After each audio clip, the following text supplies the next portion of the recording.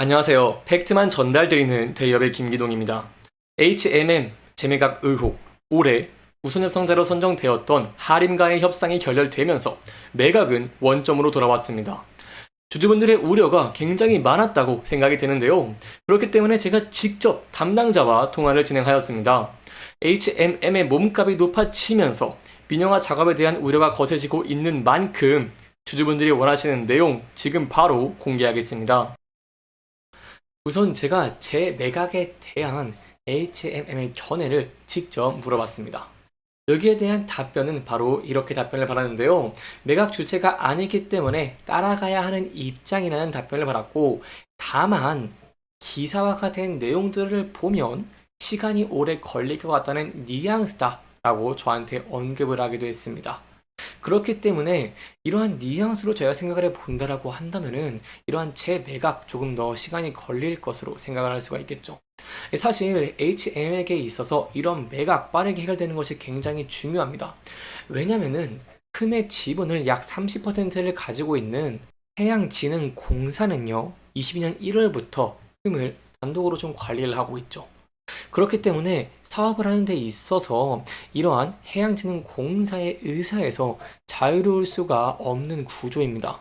이렇다 보니까 세계의 선사들이 발빠르게 움직이는 동안 디 얼라이언스에 속한 HMM은 매각 이슈라던가 아니면 해양진흥공사와 산업은행의 실비 전환에 좀 묶이면서 경쟁력을 계속 잃고 있다는 지적이 많이 나오고 있는 상황이죠. 그렇기 때문에 이러한 면들이 빠르게 해결될 수 있을지 여기에 대한 여부가 굉장히 중요할 것 같고요. 매각이 빠르게 해결된다라고 한다면 저희가 해운 동맹에서의 수혜 부분 좀 기대해 볼 수 있겠고요. 여기에 더해서 민영화에 따른 공격적인 투자 그리고 효율적인 시스템도 기대가 되고 있기 때문에 이러한 재매각이 더 빠르게 진행이 될 수 있을지 어떠한 가셔되는 전망들이 있을지 저희가 함께 계속해서 지켜봐 주시는 게 정말 감사할 것 같습니다. 추가적인 내용 제가 계속 추적하면서 여러분들에게 전달드리기 위해서 노력하도록 하겠습니다. 그렇다면 두 번째로는 저희가 어떠한 부분들을 지켜봐야 될까요? 제가 담당자님에게 또 많은 것들을 여쭤봤습니다. 그 중에 하나가 바로 해운업의 업황이 어떤지 여기에 대해 직접 질문을 했는데요. 생각보다 긍정적인 전망들이 나왔습니다. 일단 공급은요, 일정 부분이 축소가 됐기 때문에 수익성적인 부분에서는 우려가 있다는 답변을 받았습니다. 하지만 그럼에도 불구하고 기대가 되고 있는 전망이 바로 두 가지가 있다고 볼 수 있겠는데요. 우선 홍해 이슈가 지속될 것으로 전망을 하고 있다는 것입니다. 사실 후티 반군이 점령을 하고 나서부터 스웨즈 운하를 통과하는 선봉량이 약 10배 정도 줄어든 모습을 보였고, 반면에 희망봉을 우회하는 선봉량은 약 30배 이상 폭발적으로 증가하는 모습을 보이기도 했습니다. 그렇기 때문에 이러한 홍해 이슈가 지속된다라고 한다면 흠액에 있어서 수혜적인 부분 저희가 기대해 볼 수가 있겠고요. 두 번째는 미주 노선에서 가시적인 변화가 보이고 있다는 것입니다. 제가 직접 물어봤습니다. 그랬더니 답변이 어떻게 왔냐라고 한다면 공급은 일정 부분 축소가 됐지만 선사들이 돈이 되는 미주 쪽 항구로 배를 많이 투입하고 있다 보니까 공급이 일부 늘어나는 항로가 있다라는 답변을 받았습니다. 그렇다면 저희가 여기서 상기를 해볼 수 있는 부분이 뭐냐라고 한다면 바로 HMM의 항로별 매출 비중 중에서요, 미주가 38.6%로 가장 높고 물동량도 36.2%로 1위를 기록을 하고 있습니다. 그렇기 때문에 이러한 두 가지 전망으로 인해서 저희가 해운업의 업황 중 기대가 되는 모습들까지 함께 살펴봤습니다.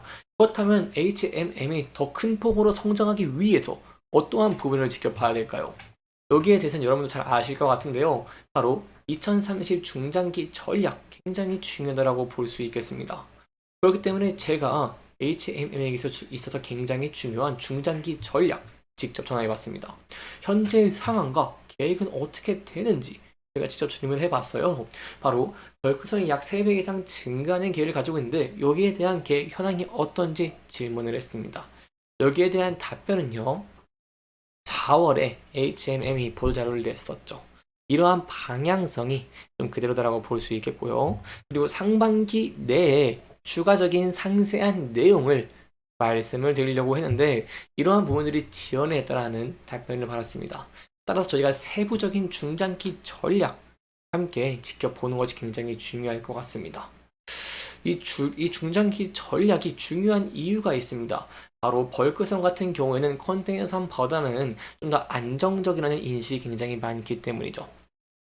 이 벌크선은요, 경기에 민감한 컨테이너선보다는 해운업 불황에도 그나마 안정적인 이익적인 측면들 기대를 해볼 수가 있기 때문에 현재 수익성 비중 중에 80% 이상을 컨테이너가 차지하고 있는 HMM에게 있어서 이러한 사업 다각화가 굉장히 중요하다고 볼 수 있겠습니다.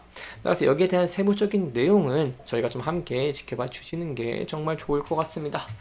그렇다면 여러분들이 또 궁금해하시는 게 있을 것 같은데요. 바로 실적 전망입니다.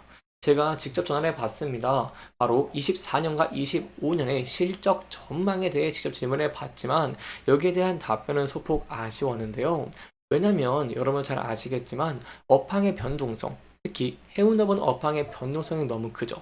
그렇기 때문에 10년 전부터 수출을 하지 않았다는 답변을 받았습니다. 하지만 그럼에도 불구하고 저희가 기대 가능한 포인트들이 크게 세 가지가 있다고 할 수 있겠는데요. 홍해 이슈는 제가 앞서 말씀을 드렸고요. 두 번째로 중요한 것은 바로 환경 규제에 따른 이 폐선 공급 해소입니다. 이 바로 아직까지 환경 규제 강화가 되고 있지는 않지만 환경 규제 강화가 된다고 한다면 폐선이 되고 이렇게 폐선이 되면은 저희가 공급적인 부분에서 해소 기대해 볼 수가 있겠다라고 설명을 드릴 수가 있겠습니다. 또한 두 번째로 이 선박 투입 증가와 이 미국의 대중국 관세 적용으로 해서 이 수요 감소가 영향을 미친 것으로 보고 있다는 답변을 또 받았는데요. 두 번째는 바로 미국의 대중국 관세로 인한 잠재 이슈를 보유를 하고 있다는 것입니다. 제가 직접 전화해서 답변을 받은 결과 바로 2분기에 조기 선점 물량이 증가했다는 관측이고요. 실제적으로 물동량도 영향을 받았다는 답변을 받았습니다. 그렇기 때문에 추가적인 답변은 뭐냐라고 한다면 미국의 대선 이후에도 영향을 줄 수 있는 이유가 있어서 계속돼서 잠재되어 있는 이슈란 답변을 받았기 때문에 이러한 기대가 되는 전망들이 세 가지가 있다는 부분들은 염두에 두시면 좋을 것 같습니다. 여기까지 저희가 중요한 네 가지 포인트들 함께 자세하게 살펴보면서 진행을 했고요. 마지막으로 HMM에게 있어서 굉장히 중요한 상하이 컨테이너 운임 지수 함께 살펴보도록 하겠습니다. 이 운임 지수 같은 경우에는요, 6주 만에 다시 상승 전환하긴 했지만 다시 좀 하락으로 전환했습니다. 그렇다면 이 부분에서 저희가 어떠한 부분들을 지켜보는 것이 중요할까요? 제가 크게 여러분들에게 두 가지에 대한 기대 포인트가 있다라고 좀 설명을 드리고 싶습니다.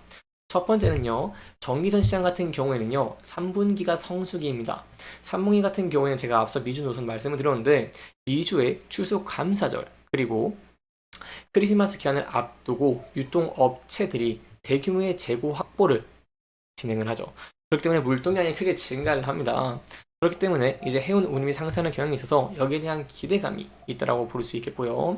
두 번째는 이 미 동부 항만의 노동자 파업 가능성입니다.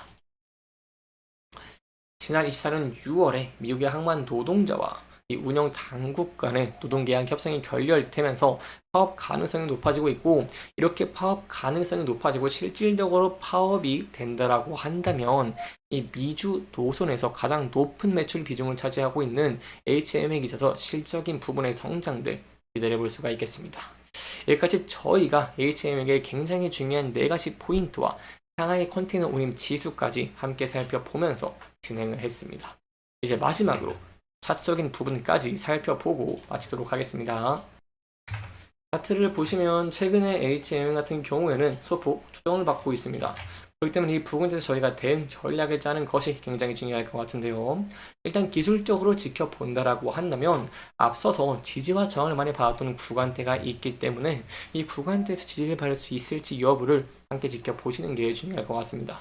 나는 이러한 부분대에서 제가 앞서 말씀드린 긍정적인 요인들이 부각되면서 반등을 하는 모습을 보이게 된다고 한다면 반등 시에는 앞서서 이렇게 지지와 저항을 받던 부분들을 돌파하면서 추세 전환을 점차 가셔야 될 수 있을지 함께 지켜보는 것이 굉장히 중요할 것 같습니다. 이렇게 이번 영상은요, 저희가 HMM에게 있어서 굉장히 중요한 실적 성장의 포인트들, 그리고 향후 기대가 되는 전망과 지켜볼 포인트까지 함께 살펴보면서 진행을 했고요. 해당 영상은 개인적인 의견이 많이 들어갔기 때문에 투자자분들의 주관적인 생각과 해당 내용을 토대로 현명한 선택을 하시면 좋을 것 같습니다. 이렇게 영상 잘 보셨다면 다음 영상도 시청해 주시길 바라면서 오늘 영상 마무리하도록 하겠습니다. 끝까지 시청해 주셔서 감사합니다.